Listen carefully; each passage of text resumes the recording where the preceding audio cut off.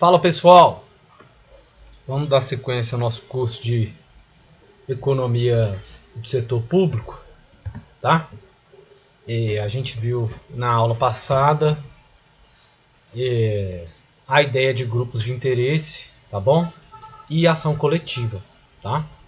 E aí agora a gente vai falar um pouco sobre teoria da burocracia, tá bom? Então vamos à aula. No caso, a teoria, o que a gente tem que entender? Que toda decisão política nas democracias, elas passam por algum tipo de burocracia pública, tá bom? Por algum tipo de burocracia, tá? Logo, as políticas que são implementadas, tá? Elas são decisões coletivas, não é verdade? A gente viu que são decisões coletivas. O porquê dessas decisões coletivas, como elas são tomadas, diversas coisas, tá bom? E nessas decisões coletivas,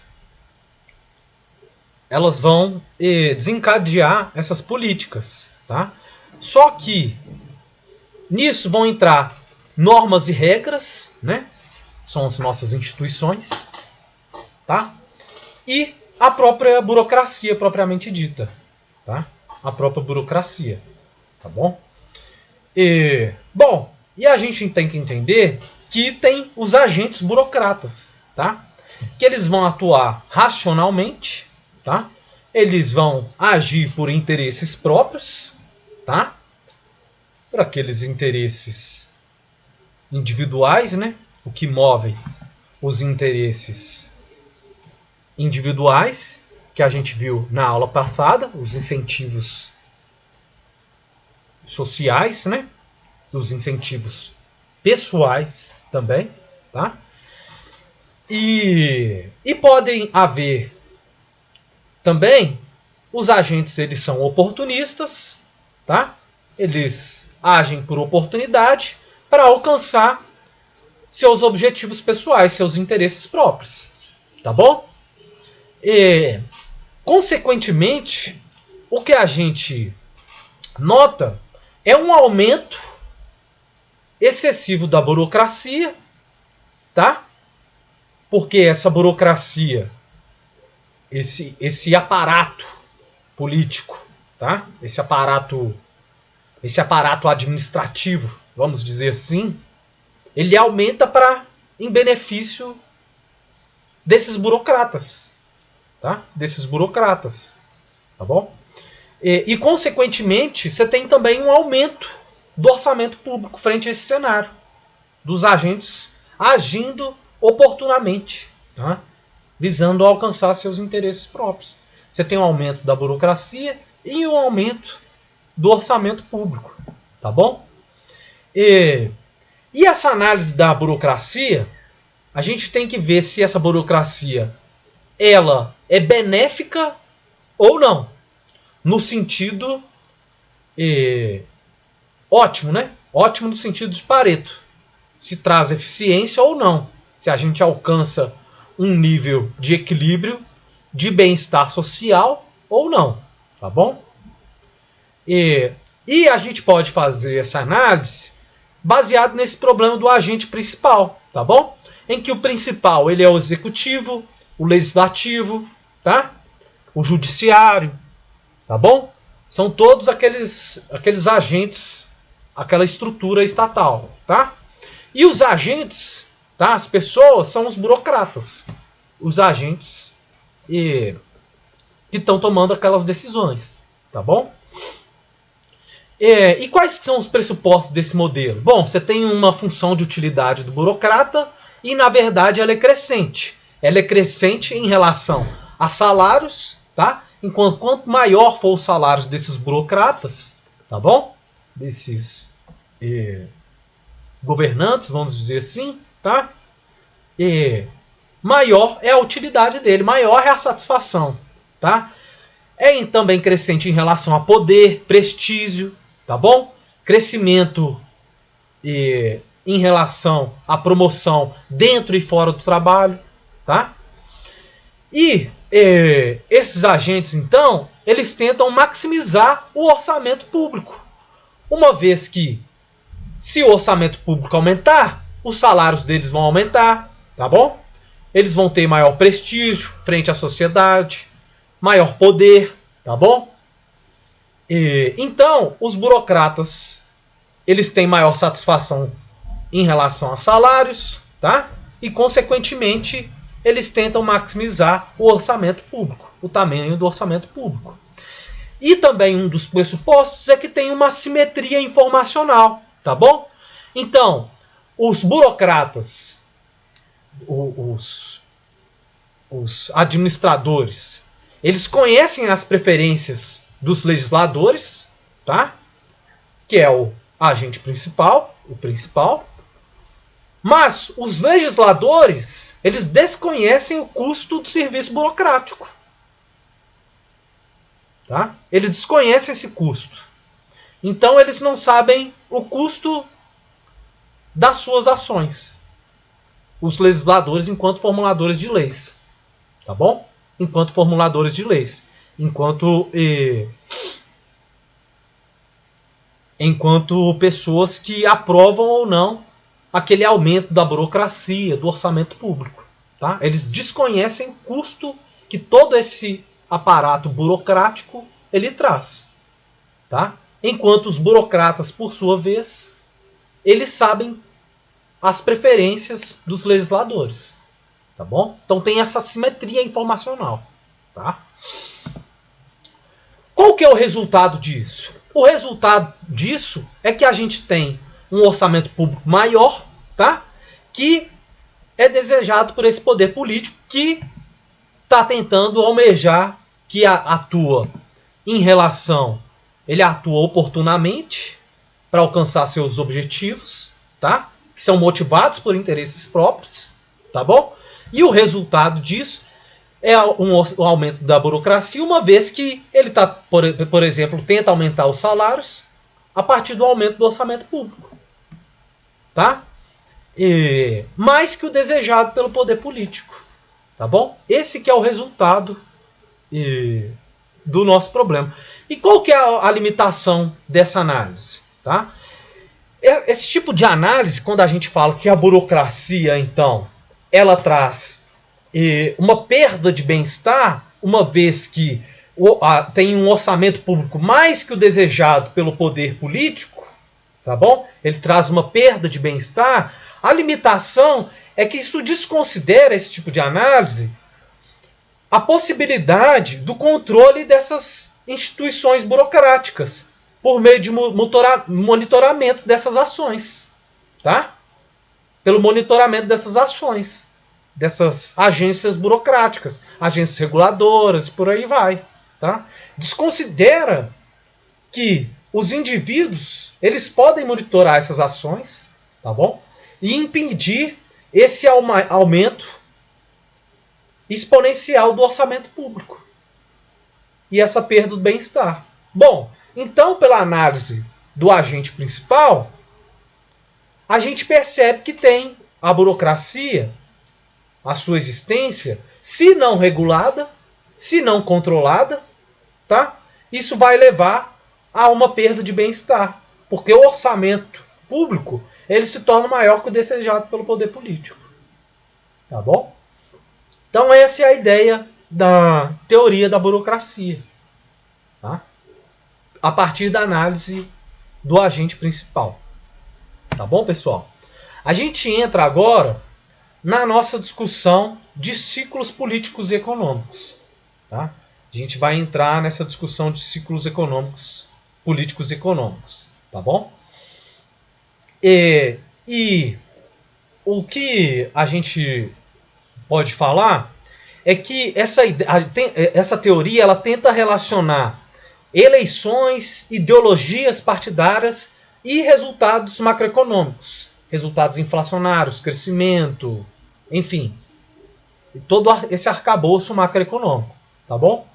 E a gente vai ter diversos modelos que tentam relacionar essas coisas. Vai ter diversos modelos econômicos, tá bom? Um desses modelos é o modelo oportunista, tá? É o modelo oportunista, conhecido como ciclos eleitorais oportunistas, tá bom? E qual que é a ideia desse modelo? Qual que é a ideia por trás? É que os partidos políticos, eles tentam atingir o poder e permanecer nele, tá? Então, os partidos, eles têm essa busca.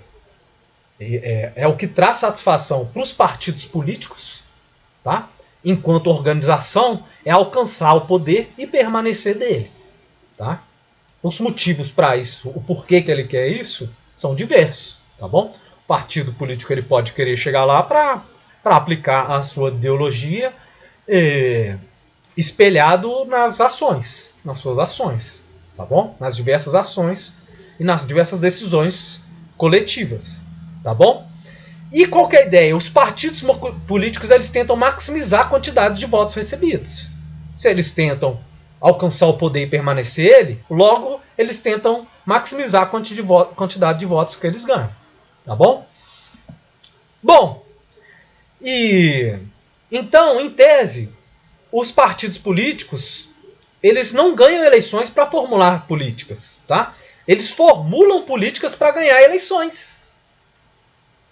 Eles formulam políticas para ganhar eleições. Tá bom? Então, o que a gente enxerga por esse modelo, tá? A justificativa, um dos pressupostos, é que a ideologia ela não é tão importante. O importante é ganhar a eleição. Tá bom? O importante é ganhar a eleição. E ele vai formar a sua ideologia, tá? Para ganhar essa eleição, para maximizar a quantidade de votos que ele possa receber. Tá bom? E como o principal objetivo dos governantes é manter no poder, né? Se manter no poder, ele intervém na economia para garantir voto, tá? Ele vai intervir na economia para garantir voto, uma vez que o principal objetivo dele é permanecer no poder. Então, alguns partidos eles vão formular política para ganhar eleições e quem está na situação ele vai intervir na economia para garantir os votos para a próxima eleição, tá bom? E a gente tem que ter noção que os resultados eleitorais das eleições eles vão depender dos resultados econômicos. Então, se a economia vai bem, a tendência é que o governo da situação seja reeleito. Da mesma forma, se a economia vai mal, o governo atual da situação tende a perder as eleições, tá? Então, os resultados eleitorais eles estão positivamente relacionados com os resultados econômicos, tá bom? E por meio da intervenção, os governos eles podem gerar a redução do desemprego, tá? Por meio de políticas fiscais e monetárias. A gente lembrar lá da macroeconomia, tá? Macroeconomia básica. Por meio das políticas anticíclicas, ele pode reduzir o desemprego. Só que isso não pode ocorrer, se isso não for feito da maneira correta, isso pode não ser de maneira sustentável, tá? Isso pode não ser de maneira sustentável. Ora, por quê? Porque o governo pode optar na véspera das eleições, aumentar os gastos públicos, tá? Isso vai gerar um aumento na demanda, tá bom? Só que isso não se reflete em um aumento na produtividade, tá? E o que isso vai gerar no futuro é um aumento inflacionário, tá bom? Então você tem você infla a demanda através dos gastos públicos, tá bom? De políticas fiscais ou monetárias expansionistas. Só que isso não necessariamente vai aumentar o crescimento de longo prazo da economia, porque você não teve uma contrapartida no aumento da produtividade, que essa vem por outros meios, tá bom? Por outros meios, tá? Então, o governo, na véspera de eleições, aumenta seus gastos para continuar no poder.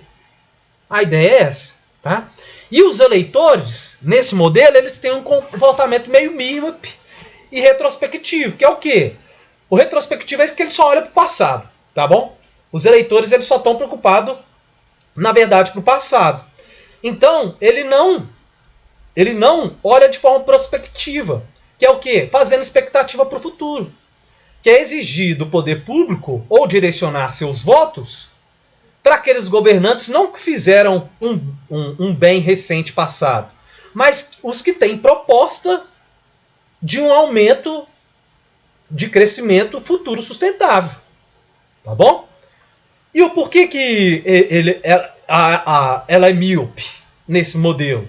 Porque ele só vai olhar o ano precedente à eleição. Então ele só olha o ano passado, o último ano, na hora de fazer o seu voto. Então, ele só está preocupado com o passado, com o que os governantes fizeram no passado, tá bom? Com o que os governantes fizeram no passado. E eles só olham para o passado, mas no passado recente, só o último ano, tá bom? Só o último ano, tá? E qual que é o resultado da análise desse modelo, olhando com a lupa desses pressupostos? É que como os governos eles buscam maximizar essas preferências do eleitorado próximo às eleições, eles tendem a gerar um rápido aumento da atividade econômica no ano anterior às eleições, levando à redução do desemprego, tá bom? Só que as políticas, como elas são orientadas pela posição ideológica das bases do partido, tá? O resultado é que só vai haver esse desemprego, essa redução do desemprego momentânea, tá bom? Momentânea. Então você tem esse ciclo econômico. Perto das eleições, os governos eles inflam a máquina pública para tentar ganhar as eleições, tá? Para ganhar as eleições. E isso pode ser que não seja feito de uma forma sustentável, tá? E a gente tem que levar em consideração que as preferências dos eleitores nesse contexto, do que eles estão querendo, ela vai variar devido à sua situação socioeconômica, tá bom? Então, por exemplo, indivíduos que estão em situações mais debilitadas, o cara que está desempregado, é óbvio que ele vai votar novamente nesse governante que diminuiu o desemprego, porque ele tem esse pensamento retrospectivo e míope no último ano. Mas isso não pode ser que não seja sustentável, tá? Pode ser que não seja sustentável, tá bom? Bom, a gente tem também, pessoal, um modelo de ciclos partidários, tá? A ideia aí também é que os governos, os partidos políticos, eles tendem a atingir, eles buscam, né? Eles têm anseio para atingir o poder, tá? Só que, na verdade, aí as políticas são orientadas pelas bases ideológicas do partido, tá bom? Então, um partido mais que tende à esquerda, as políticas vão ser orientadas a políticas mais à esquerda, tá bom? E não só eleições ou maximização dos votos importa aqui, mas a ideologia do partido ela passa a importar nas decisões coletivas, tá bom? E novamente, os anseios, né, as preferências dos eleitores, ela vai variar conforme a sua situação socioeconômica, tá bom? Só que aqui ele não tem esse comportamento retrospectivo, tá bom? Aqui ele passa a depender desse comportamento socioeconômico, desse contexto socioeconômico dos agentes, tá bom? Exato. E aí você tem esse ciclo, tá? Os partidos eles têm determinadas ideologias porque eles vão atingir determinados nichos de mercado que estão naquela situação socioeconômica que as políticas que eles estão que eles pretendem aplicar vão ser benéficas para aquele nicho que está naquela situação socioeconômica. Tá bom? Então, a gente, nesse modelo, não está pensando, os eleitores não vão tomar decisões apenas olhando retrospectivamente para o passado, mas eles vão olhar para a sua situação socioeconômica. E aí eles vão olhar para aquela ideologia do partido. Olha, eu vou votar naquele partido porque eu estou nessa situação socioeconômica e ele vai me beneficiar. Tá bom? A ideia é mais ou menos essa. E qual que é o resultado? O resultado é que partidos de esquerda tendem a fazer políticas fiscais expansionistas, tá? Isso, políticas econômicas, fiscais e monetárias expansionistas, para levar à redução do desemprego, porque aquilo atinge os indivíduos daquele nicho que estão naquele contexto socioeconômico, tá bom? E isso tende a reduzir o desemprego desses indivíduos. Por sua vez, tá? Essa ideia dos partidos partidários, os partidos da direita, eles tendem a ter políticas que vão levar à redução da inflação, tá? Só que há um aumento do desemprego. Porque eles fazem a tendência é que esses partidos eles tendem a fazer redução dos gastos públicos, uma contenção dos gastos públicos, tá?